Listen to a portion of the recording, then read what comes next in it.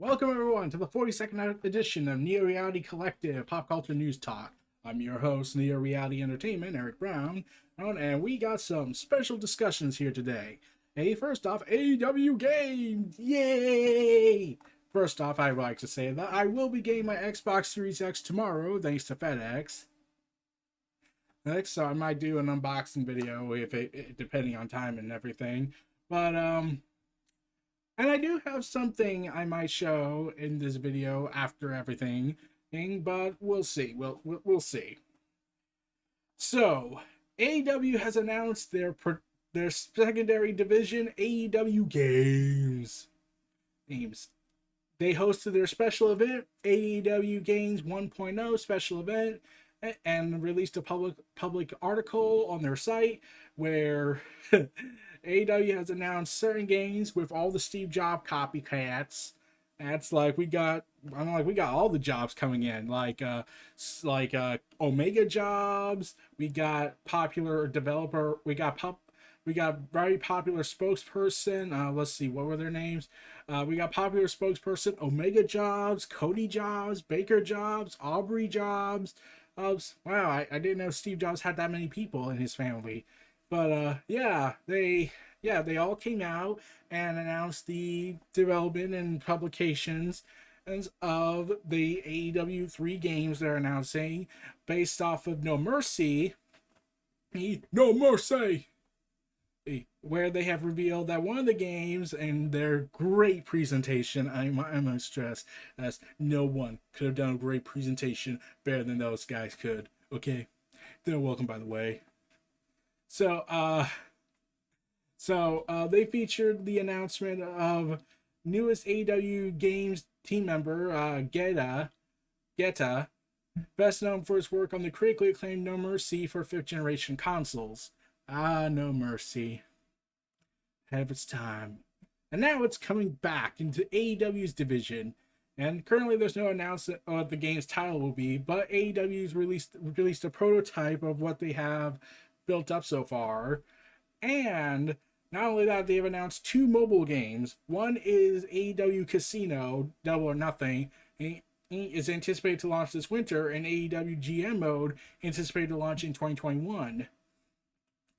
So let's hope I honestly was thinking when they were making this announcement of the AEW Casino game, I thought, oh, this is gonna be a joke on the gambling industry side of the gaming industry, because of course the industry had to have that. So AEW Casino will be developed by Kama Games, one of the fastest growing independent operators in the world.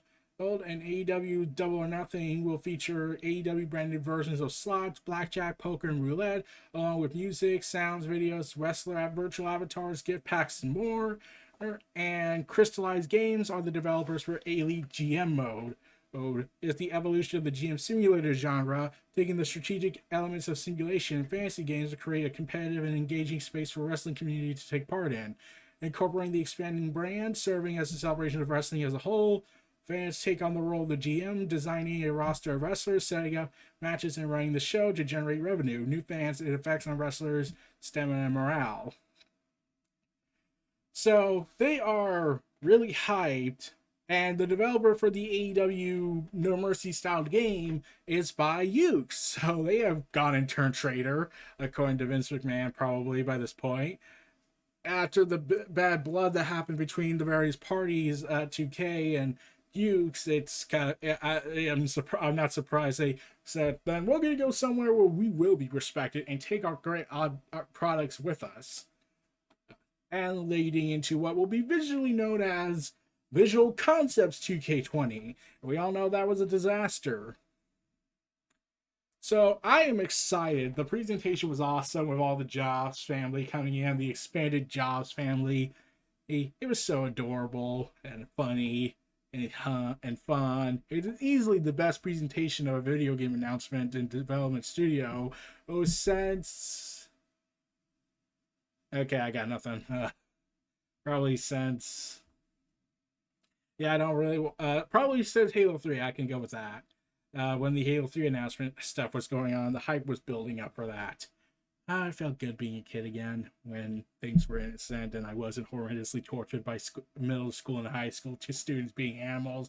Also, that made me question the faith of humanity and the fact that we are really screwed and fucked. But, it felt great being a kid again before I had to go ahead and take meds and to recover from my mental damage.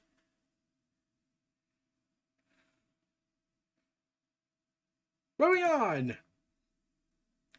James Gunn has revealed in a Twitter post regarding to a question if Guardians of the Galaxy Volume 3 has changed since he was taken out of the project. He revealed that not very little.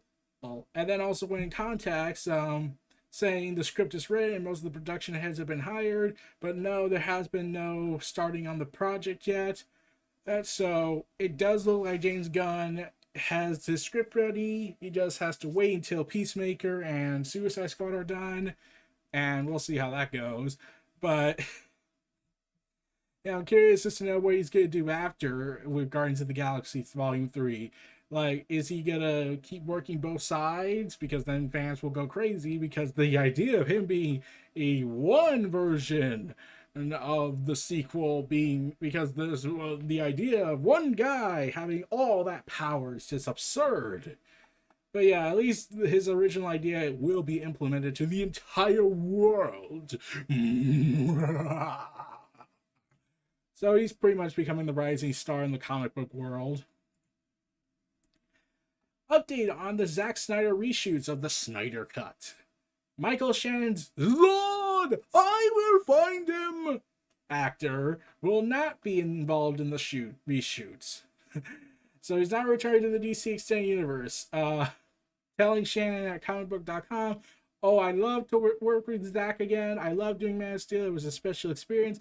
I felt very fortunate they called me to do it in the first place, so I haven't heard anything. I don't know. I always tell people I'm dead. Zod's dead. He's dead. Unless you get a defibrillator or something, I don't really see that happening. But I love Zack, and I'm happy for him and that he's getting to do that.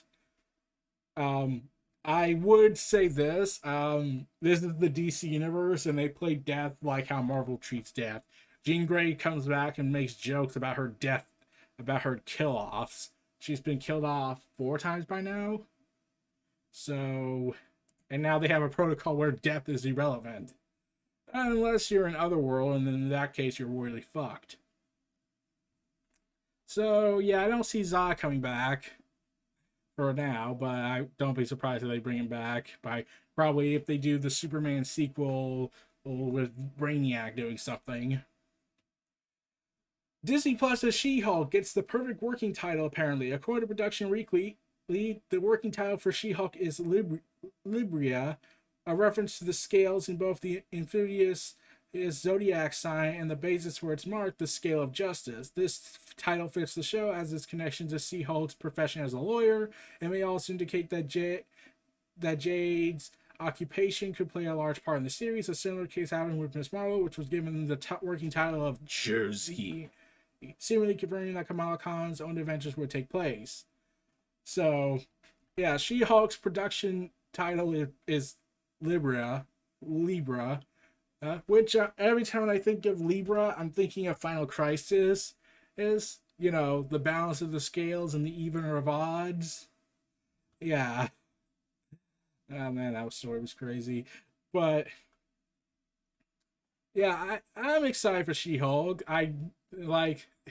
We could also see the Red Hulk and the original OG Hulk showing up, so that would be pretty damn awesome. And yeah, we'll see how this actress does as She-Hulk. American Dad co-creator developing animated workplace comedy for Fox. Fox announced that the co-creator Mike Barker is developing an animated workplace comedy expanding the network's prime-time animation slate. Okay. They committed to a script for the animated comedy titled Greater Good. The Greater Good. How will it be for the Greater Good? The Greater Good. And will team up with comedy Bang Bang and director Stony Sharp to write and executive produce the project. Great Good asks whether the world is worth saving. Maybe it's a workplace comedy about an international team of highly qualified but societal remedial misfits working and living in a high-tech laboratory in the middle of rural Oklahoma. the characters must navigate petty office politics and challenging interpersonal relationships in order to band together and save the world for the greater good. Um, okay, like, um, yeah. I kind of just don't really watch stuff on Fox anymore. Just not like a lot of the shows feel like they've overstayed their welcome, and I'm just not interested. So yeah. So Pablo Scriber, whatever, has donned the Master Chief's face guard in a first photo. The star of the upcoming Showtime's upcoming Halo series was photographed sporting the Master Chief's iconic face guard for the set of on the set of the show, saying, "We're back on the Halo set and making Master Chief." So, yeah, so the star is now donning his armor and donning the greatness that will be Halo, hopefully, and the epic scale they will deliver, and hopefully not lead to a horrendous, complicated, overly dramatically out of nowhere ending where it ends with a villain being an actual villain, being the oh god damn, sounds ending was so weird. Nerd. Just don't get it. So I'm excited, hoping for the best on the show. So I had heard this that apparently it was earlier this year was announced that Russian doll creator Leslie Headland would serve as a showrunner and executive producer for a Star Wars universe story, and this is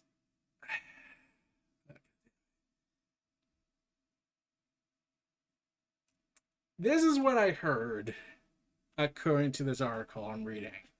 She said in an interview with Fantastic Frankie, I would say it's in a pocket of the universe, in a pocket of the timeline that we don't know much about.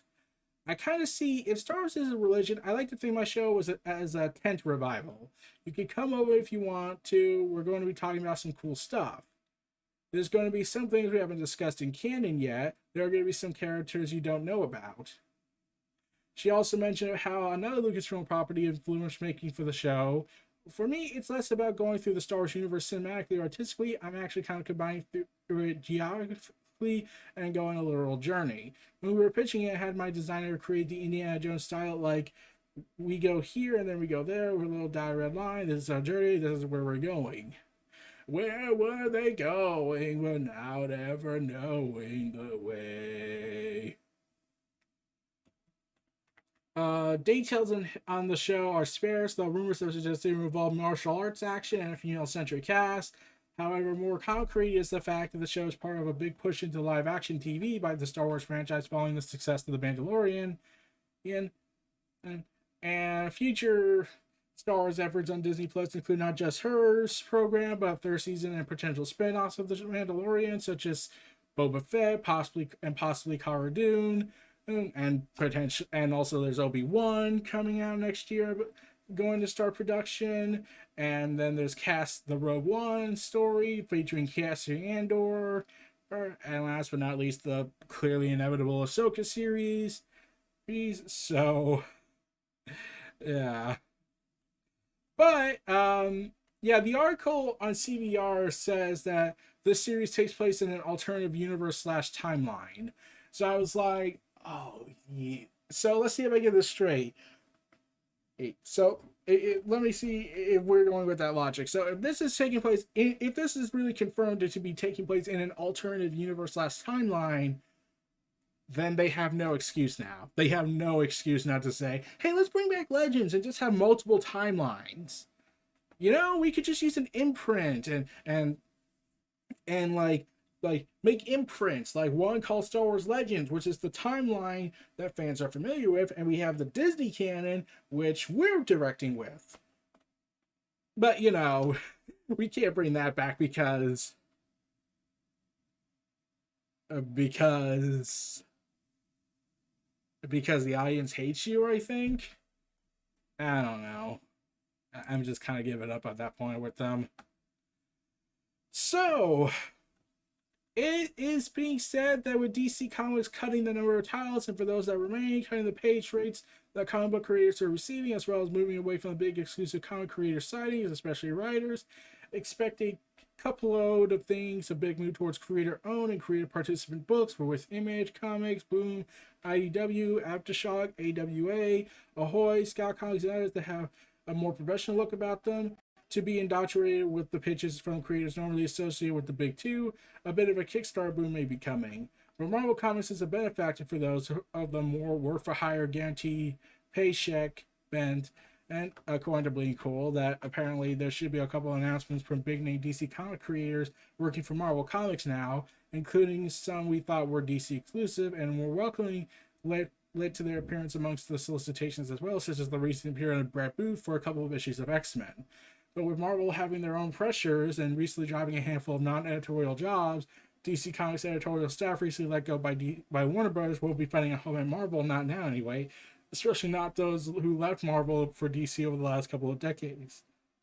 But creatively, yeah, expect this DC tsunami to crash upon the shores of Marvel Comics in the new year. People are being signed up, plans are being made, projects approved. After all, DC Comics wants to sell fewer comic books in 2021. It appears that all the other publishers, including Marvel, are going to do their very best to help them in that endeavor. So let's keep an eye on those February and March solicitations all around, shall we, they say, and try not to get ourselves entirely soaked. So yeah, this was written by Rich Johnson of Bleeding Cool. So am I going to be surprised if they do that? No, because that's how business works. If you hear that a very popular creator or very well potentially great creator are left the company and are considering taking other options, you should hire them. You should take them up to task and say, yeah, let me get these guys. So yeah, would I be surprised if they join? No, because it's the way of the creative world. If you have great talent and they're let go, you must acquire great talent for content, now more than ever. Also, Rich Johnson has revealed a scoop that apparently, from well-placed sources according to Rich Johnson on Bleeding Cool, that Jeff Johns and Jason Fabok are creating a one-shot sequel to the DC Comics Batman 3 Jokers, and that will be an integral part of the DC Omniverse model that Bleeding Cool has been scooping on the news in recent weeks. So yeah, that's yeah. All those questions you had about Batman 3 Joker's place in comedy, looks like it and Doomsday Clock were the vanguard for what is coming to the DC Omniverse. Any story, any character, any time has its place, has shared history, but infinite possibilities going forward.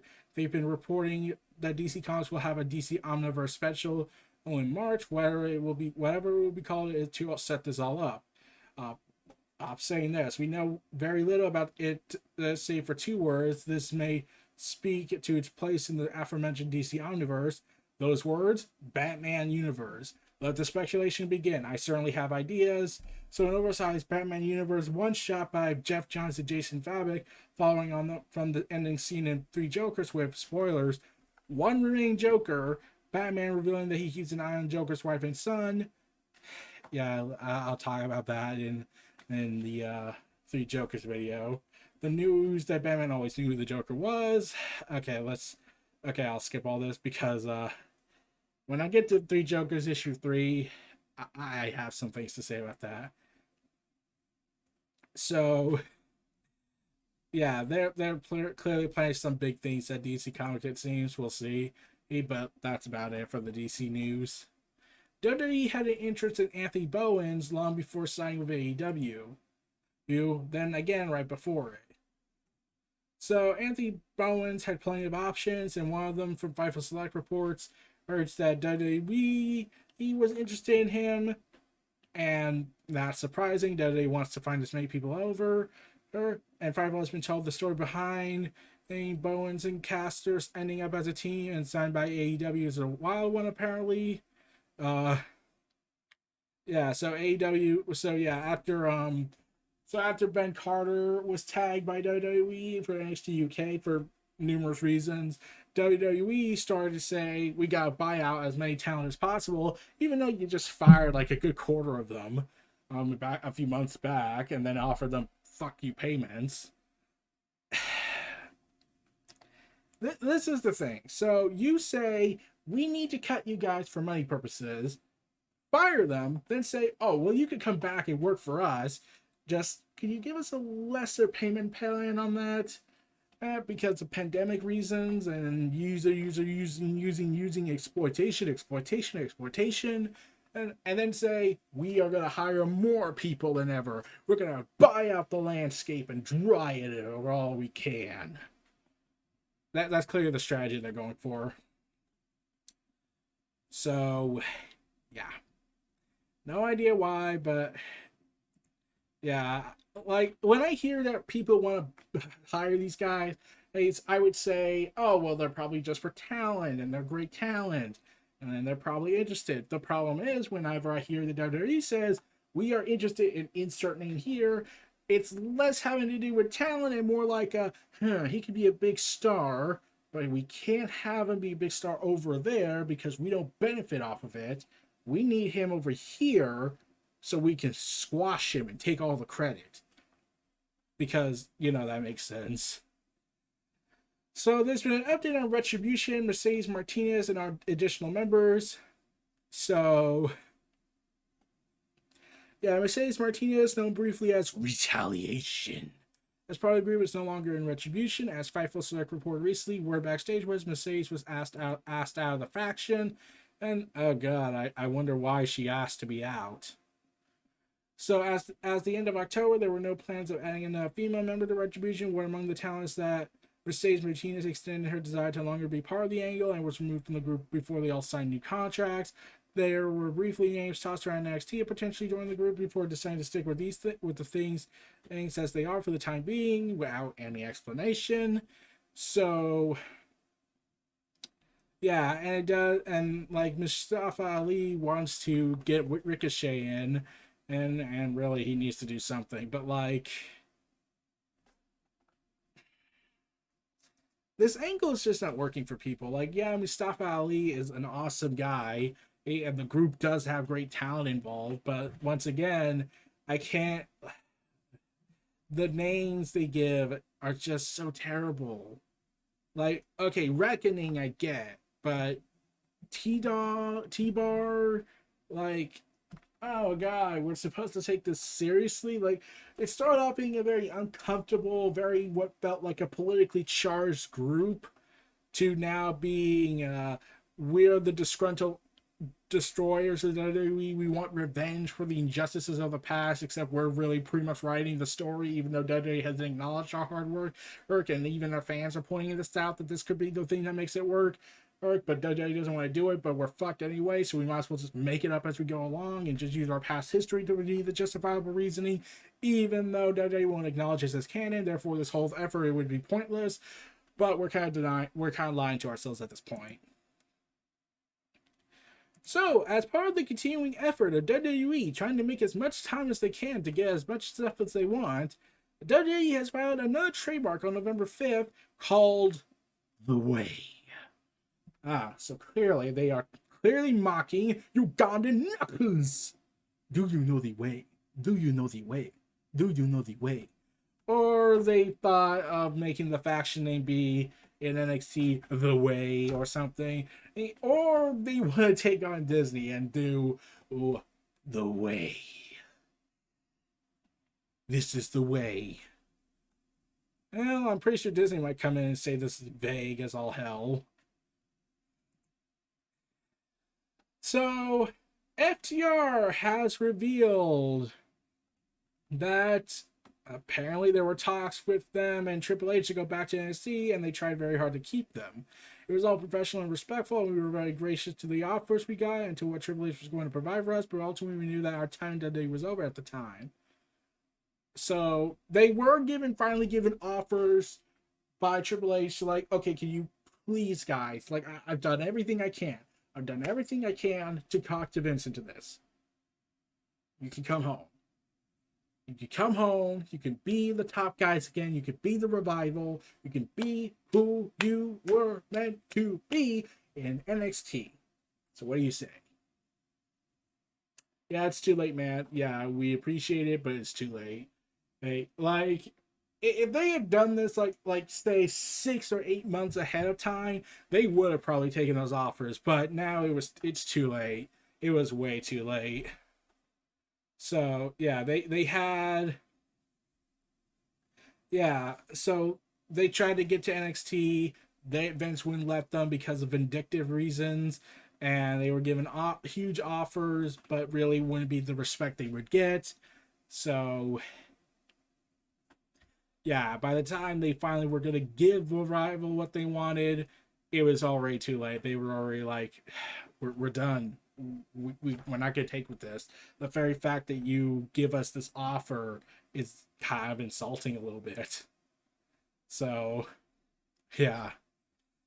So, WWE has talked about moving the Thunderdome to the Tripica Field. So, the home of the Tampa Bay Rays. Per reports, as WWE is set to leave the Amway Center in December 1st, all the main roster programming has been broadcast from the arena since the 22nd of August, but the company will have to find a new home soon. Mike Johnson, a PW insider, provided an update on the situation recently. He noted that WWE has to move out of the venue by December 5th as Orlando Magic needs the facility for the upcoming NBA season. The NBA and NBPA announced that yesterday that the 2021 season and will begin December 22nd. WWE is looking for venues in North Carolina, Texas, Illinois, and Florida to house the Thunderdome. But WWE's next move has yet to be finalized. Yeah, probably not the best to go to Texas because doesn't that have like a million cases going on? In fact, everywhere kind of sucks right now, especially with this recent surge. So they're going to have to be very cautious in how they go about this. But Dave Meltzer reported that the company has talked about moving to the Topeka Field in St. Petersburg, Florida. The 42,000-seater stadium is home to the Tampa Bay Rays and is currently empty following the end of the MLB season. One of the parking lots is currently a coronavirus testing site, though. Meltzer said, I don't know what they're saying. Believe it or not, at the Tropican Field in St. Petersburg has been talked about, which is a baseball stadium. I don't know how you run that every week. They'll have to run twice a week. I know there's all kinds of indoor buildings they've talked to as well. That's another deal. So, WWE clearly wants to do something to get The Rock, probably. Even though it's Hollywood's final decision, most likely, in my opinion. So,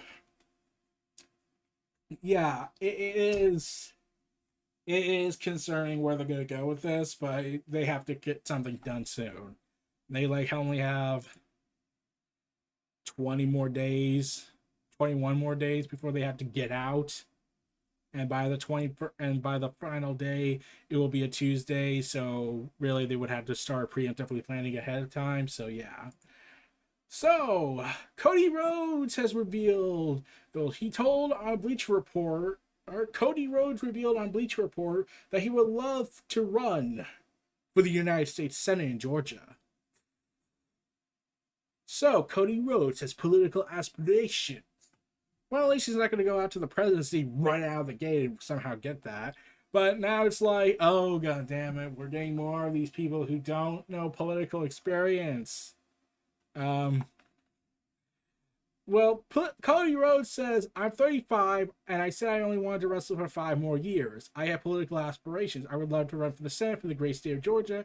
I want to help with the sphere of influence I've created. I always say that if you do the work, it will pay off. This is why I love Brandy. She is incredibly hardworking, and we have to remind each other to be present often, but when we are at it, it's very special.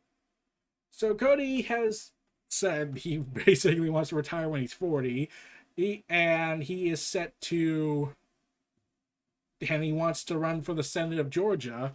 He wants to run for the U.S. Congress Senate move. So, yeah, Cody Rhodes does look like a politician, not gonna lie. He does look like a politician. And now it's not the hairdo. That was way before that. Anyways, Cody Rhodes does have that politician look. Would he do a good job? I don't know. I just hope he's just starts out a little bit smaller before working his way up instead of what we got. I mean, like that makes the thing look like more of a joke. But if it comes down to it, imagine Cody Rhodes versus Dwayne The Rock Johnson. and in the Senate for the presidency. That would be the greatest SmackDown in history, because these are charismatic, very well thought out individuals and not comedy for the most powerful position in the world. Well, anyways, Will Ospreay's faction, the Empire. Yeah, great name. During the G1 climax, Will Ospreay turned on Kenny Omega and formed Empire with Great O'Khan and Bria Priestley. Oh no, I can't imagine why Will Ospreay after was revealed to be more of a bigger scumbag with his girlfriend, or is it wife? I don't know. I lost track. But the new group has picked up numerous wins over Okada in tag team matches, where Great O'Khan ultimately came up short against the Rainmaker. A power struggle. The former Red Pro Tag Team Champion will have a chance to redeem himself during the World Tag League, though, with a mystery partner. Who the mystery partner is will remain to be seen. Dave Meltzer reported on Wrestling Observer Radio that Jeff Cobb will be joining the Empire in the next couple of months. I don't know that it's Cobb. Cobb is there. I do know Cobb will be in the Empire, which is Ospreay's group, by January, so it could be a mystery partner, or it could be an angle on January 4th, or it could be an angle at, I can't pronounce the name, so I'm not going to try. I don't know. He was originally going to be revealed as Will Ospreay's new enforcer during the climax, but New Japan opted to go with Great O'Khan instead. Will Ospreay will seemingly have two enforcers soon, though. So he wins everything. Yeah. So yeah, Empire seems to be on the rise. Okada is going to fight Will Ospreay at the Wrestle Kingdom, which makes it the second time in his illustrious career in the post-Okada era that he does not challenge for the title. Yeah, the golden age of Okada. And this is the same man that was supposed to carry the freaking torch. It's going to be so beautiful. Mostly because it was going to be hilariously great. Because he's just that awesome. So, yeah,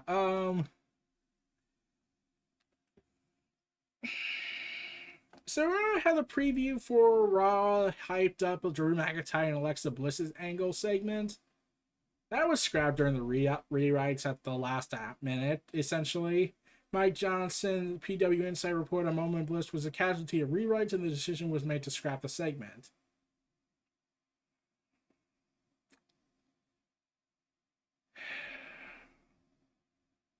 Yeah.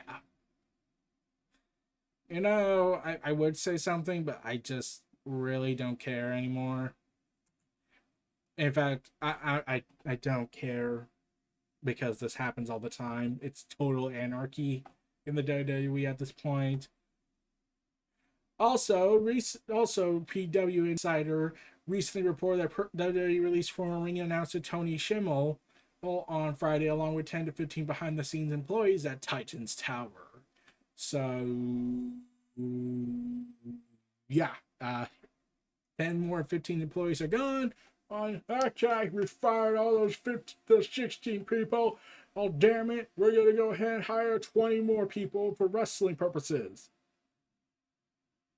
I am a genius, and it's such good shit. See the problem here? So yeah, the continuing saga that Vince has lied to everyone, and it just says, you have outlived your usefulness for me. So remember the Scorpion King? I'm pretty sure I forgot. I don't. If I forgot, all I remember is that The Rock was in it, but that's all I can remember. But it has come out that Dwayne Johnson will produce, but not star in the lead role of the Scorpion King. The reboot will reportedly take place in modern times. So Rock is set to produce the Scorpion King from the Mummy Returns thing. Yeah. So The Rock is set to basically kick ass and take names behind the scenes, and that's about it. It's part of the reboots for Herman at Universal, and yeah, this was reported on Deadline, I believe. But yeah, Deadline. And they'll likely get a new actor to play the role given Dwayne Johnson's busy schedule, but Johnson is passionate enough about the project that there's still a chance he will appear in the movie. and it will be written by Straight Outta Compton writer Jonathan Herman. So look forward to The Rock making some cameo appearance. I wouldn't be surprised if he actually meets Scorpion King. Was like, "You think you can take me? You're on. But you will move." So look forward to that, everyone. So, Fantastic Beasts 3 has been delayed to 2022, and it's also being reported that that director David Yates is top choice to replace Johnny Depp, who was let go from ongoing allegations that I will not get into. That Mads Mikkelsen and in talks to replace Johnny Depp's Grindelwald. Well, yeah. So although Johnny Depp only filmed one scene for the film so far, and this is the biggest load of bullshit I've ever heard, because of the contract he originally signed guaranteed his pay even if he was recast, where he gets a multi-million dollar salary for one scene. He gets that. My God, that gotta be the easiest paycheck in history, honestly. I don't really watch Harry Potter. I never watched Fantastic Beasts. My grandmother loves it because she loves the universe and everything. Though I do mention how the person behind the creation of that universe is kind of doing things that I don't like going into. So let's move on. Miles Morales developer says that we're just scratching the surface of the PS5 hardware. They wrote, one of the biggest launch games this week is Miles Morales. IGN was able to speak with the devs for an in-depth tech breakdown, but the devs and Insomniac says they're just scratching the surface of what the PS5 can do. Saying this, it feels like we're just scratching the surface of what you could do with hardware like the PS5. That we sort of can take that game model like Spider-Man and make everything really, really fast. Even the Ratchet and Clank game we're working on is leaning into that a lot. The developers will have years and years of scraping in more and more performance out of the PS5 and doing things that are crazier and crazier. Full breakdown of the tech power in the Spiral of Miles Morales is in the video. When asked about the different modes for Miles Morales, Fitzgerald says it's a good thing because it means we'll give you different options for different types of players. You see, it's quite complex. You need to understand. It's like we serve both of those audiences. We have really often an option in our games before, right? Every game we've done sort of locked at 30, but it's sort of nice to lean into the different options. Yeah, it's very complex stuff. You probably wouldn't understand. Yeah. So, in more proof that the gaming industry was the most to benefit off of the COVID crisis and mostly survive, it's been revealed that Xbox and Activision used the xCloud streaming to develop games during the pandemic.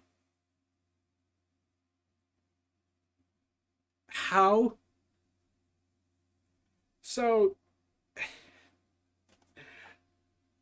Microsoft reportedly built an app for creating and testing games over the internet using xCloud. According to Bloomberg, Xbox and Microsoft have been using it to develop games, and they even helped Microsoft ship a new batch of consoles. It enabled us to ship our console on time.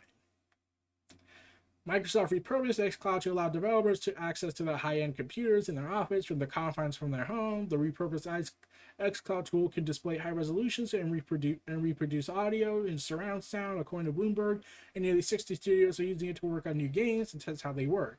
Xbox is, of course, using xCloud to do this, but Activision Blizzard is as well. The report notes it's being used to fix hardware bugs by Xbox.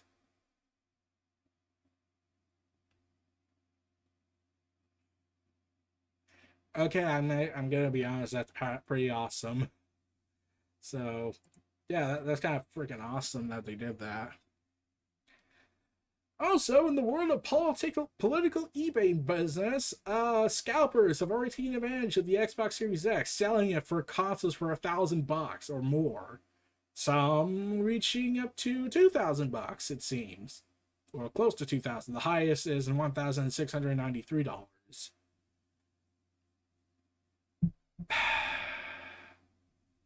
Yeah, that was to be expected.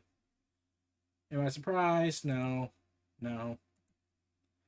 So apparently there were rumors going on again where it seemed like the delay was going to happen and into 2021. However, Cyberpunk's developers, CJ Projekt Red, had reaffirmed their date is December 10th as part of the header image updating, and to include the December 10th date, doubling down on the revised date as the official one. Oh, God. Oh, God. If it got delayed for the fourth time, even with crunch added, more so. Oh, since this is now this would have been the second time they delay it for crunch time, that would have really gotten people pissed off more than ever. So I'll be glad that didn't happen. So there's been an update. X-Men legend Chris Claremont has announced it will have X-Men Legends, a new ongoing series featuring the return of many classic creators and characters. The debut issue will even revive one of the biggest mutant mysteries of all time. So X-Men Legends is an anthology book where each issue features a different creative team flashing back to an iconic era in X-Men history. Issue 1 reunites veterans Fabian Nisha and Brett Booth for a 90s era story featuring Mr. 90s himself, Adam X, the Extreme, and the mystery of the elusive Third Summer's brother. While not first time in recent years that Marvel has launched 90s inspired X books, Legends is notable for being set firmly in the regular Marvel universe. Previously, for X-Men Forever featured writer Chris Claremont continuing his classic along where he left off in 1991's X-Men number 3 as an alternative universe. While X-Men 92 was set in the world of the X-Men animated series. With X-Men's Legend, each story is part of the regular X-Men continuity and will have direct ramifications on the contemporary X books. Ah. Yeah. Yeah, this does seem interesting. So they're set to like finish some stuff up in the '90s and what was left behind, and then you got and now this will actually have more impact than ever. I'm excited for this. We'll see how this goes because it could probably go well for us. So, oh damn it! It's best when I hear this. George Lucas has revealed that Darth Maul would have been one of the main villains of his Star Wars sequel trilogy had his continuation of the story ever made it to the big screen. As Screen Rant reports, Reddit user Bothian Spy 89 posted a page from the Star Wars Archives 1999 Star Wars 2005 book that hit shelves earlier this week, detailing some of the ways that Lucas' Star Wars sequel trilogy would have been deferred had from Disney's version. The excerpt reveals that Darth Maul would have returned as the big bad of the galaxy far, far away alongside Darth Talon. Darth Maul trained a girl, Darth Talon, and who was in the comic books as his apprentice. Lucas explains in the latest Star Wars Archives volume, which covers the making of the prequel trilogy. She was the new Darth Vader, and most of the action was with her. So these two were the two main villains of the trilogy. Maul eventually becomes the godfather of crime in the universe because as the Empire falls, he takes over. According to an interview, the trilogy was started a few years after Return of the Jedi, with Mark Hamill's Luke Skywalker trying to rebuild the Jedi Order from scratch, training a future generation of heroes. The three films were concluded with the late Carrie Fisher Princess Leia being revealed as the chosen one. By the end of the trilogy, Luke would have rebuilt much of the Jedi, and we would have had the renewal of the New Republic with Leia becoming the Supreme Chancellor in charge of everything. So she ended up being the chosen one, sharing more details of his abandoned plans for the sequel trilogy. While Lucas never got around to making his sequel trilogy, he did come close to making a live-action Star Wars series years before Jon Ferreira took on the task with The Mandalorian. Lucas commissioned no fewer than 50 scripts for the Star Wars Underworld series that would explore the criminal underbelly of the galaxy during the reign of the Empire.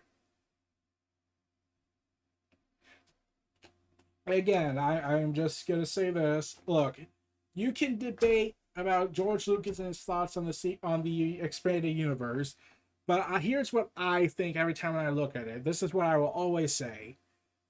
George Lucas may have not seen it as canon in his eyes, but he respected that fans loved it.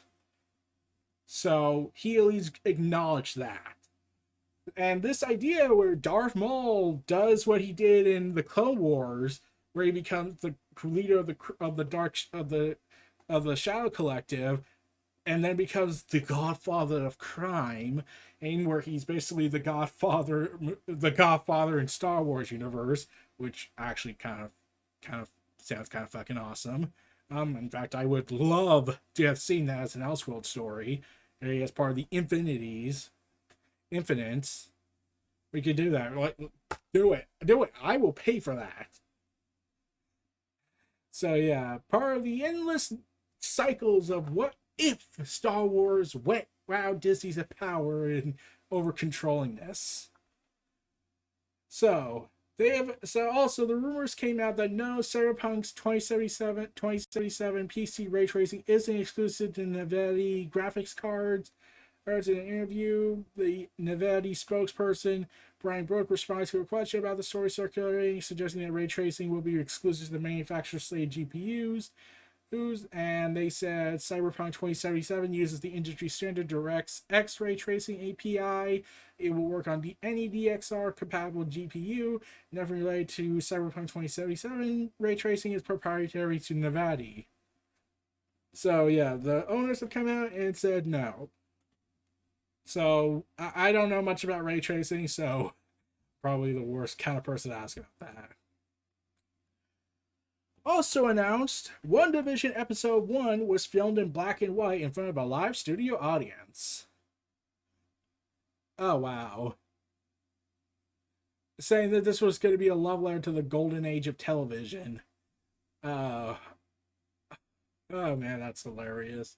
Elizabeth Olsen revealed this, so as part of the new production details in the Entertainment Weekly's cover story for the highly anticipated MCU series. So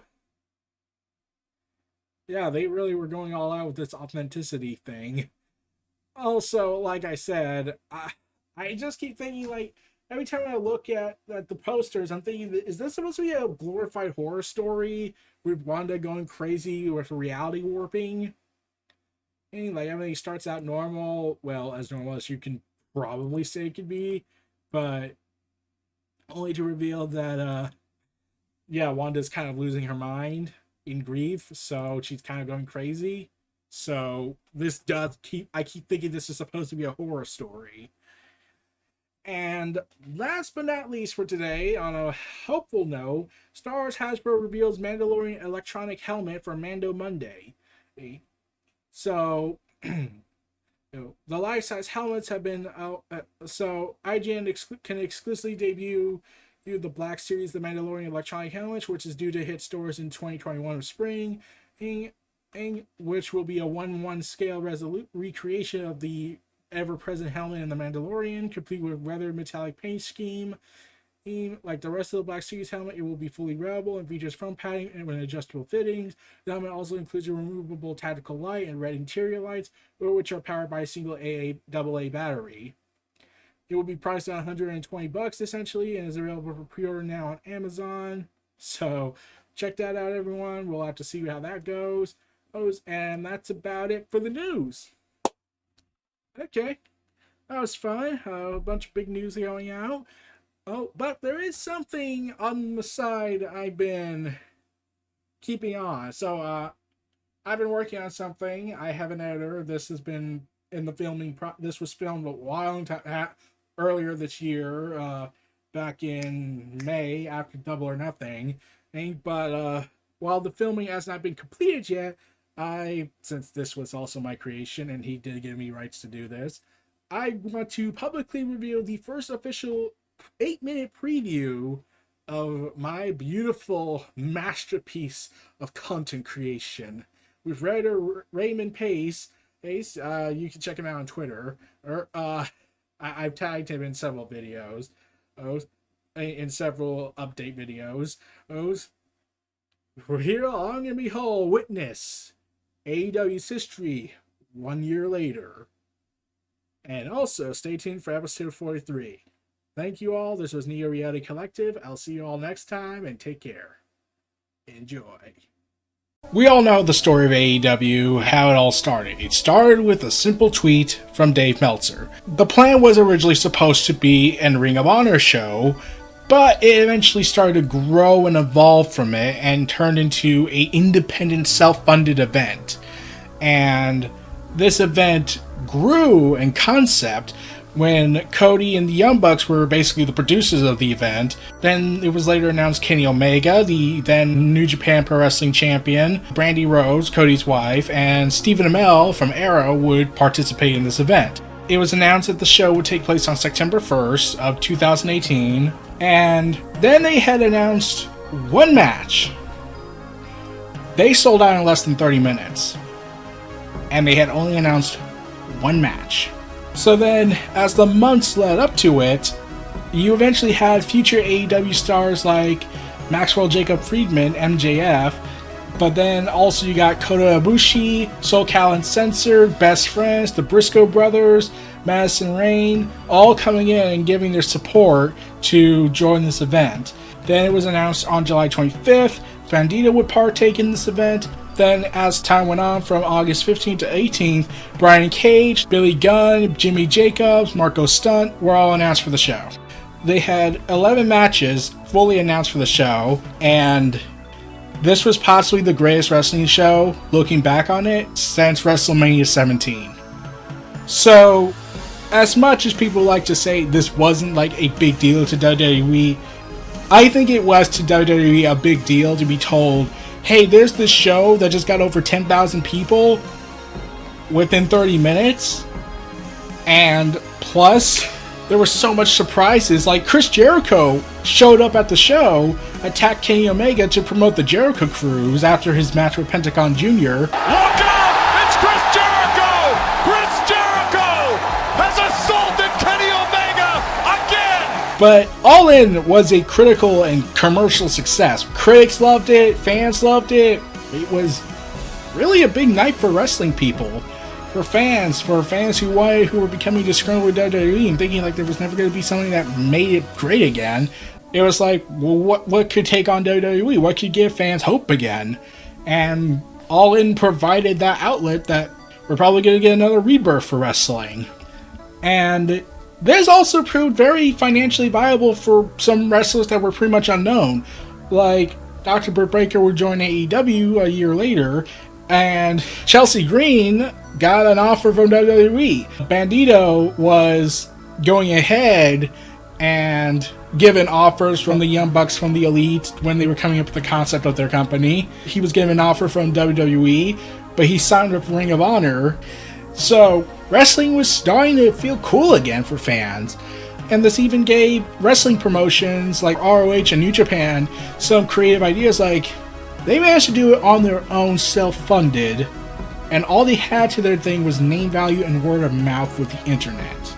New Japan started having the ideas, ROH started having ideas, especially Ring of Honor because they're known for their past stuff, like we had CM Punk, we had Samoa Joe, we had all these great people that are now in WWE, but we have name value recognition. But now they have an alliance with New Japan Pro Wrestling.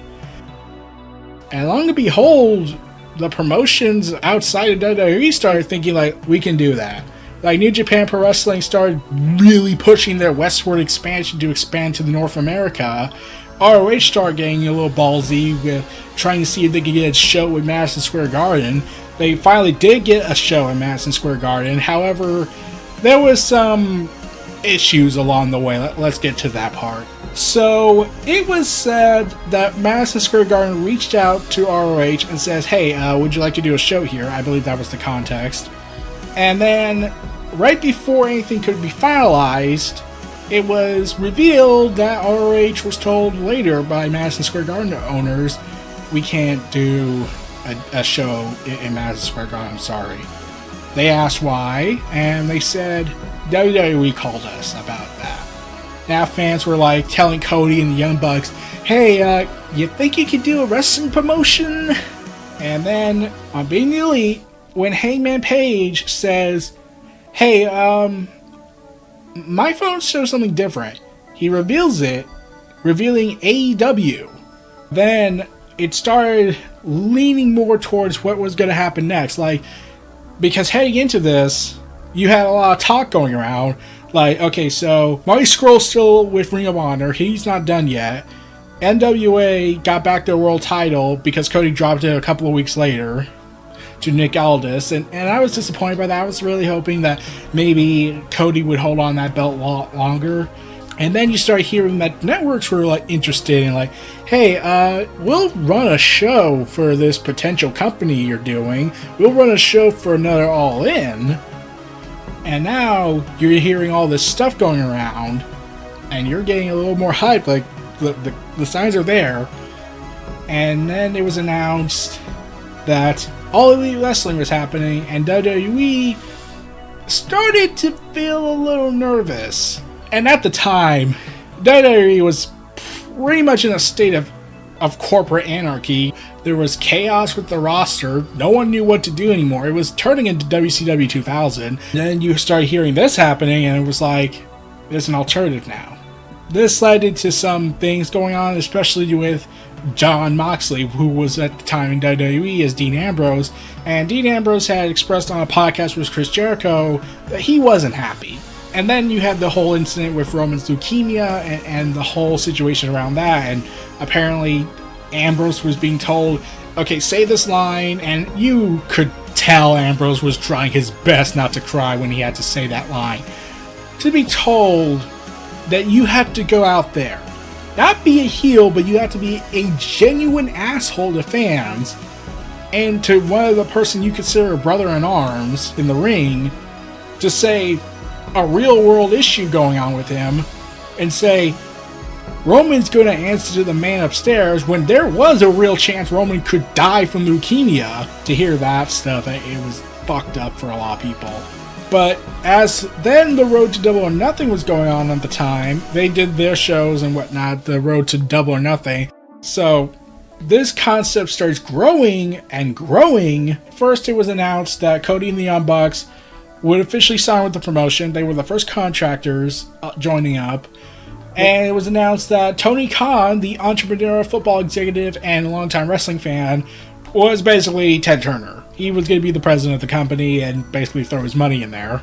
Cody's wife was then announced on January 3rd to be the chief brandy officer. And they had taken the best guys they had of ROH, like Cody was gone, the Young Bucks were gone. They helped rebuild ROH to some big extent. SoCal Uncensored just said, we're leaving. Hangman Page, I'm gone. I'm joining up with my buddies. Independent wrestler Dr. Britt Baker, Joey Janelle, Penelope Ford would join up. MJF would join up. Pac, aka Neville, would join up. And at the time, Pac was basically coming back to wrestle again in Dragon Gate. He won the Dragon Gate World title essentially.